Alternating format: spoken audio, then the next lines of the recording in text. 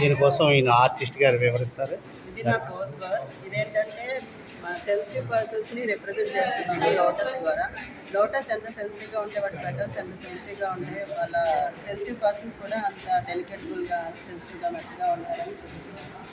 And ఈ medium వచ్చేసి terracotta. ఇది మట్టిలో చేసి టెర్రకోట మీడియం. దీన్ని మట్టిలో చేసి బేకింగ్ చేసి ఆ తర్వాత నేను గమ్తో అంటించాను. ఇది చేయడానికి నాకు అప్రాక్సిమేట్లీ ఒక 15 days అలా పట్టింది. అండ్ ఇది చాలా డెలికేట్ఫుల్ థింగ్. లైక్ ఎలా అంటే సెన్సిటివ్ పర్సన్స్ చిన్న కూడా ఎలా హర్ట్ అయిపోతారో, ఎంత డెలికేట్గా ఉంటారో దాన్ని కూడా నేను రిప్రజెంట్ చేశాను.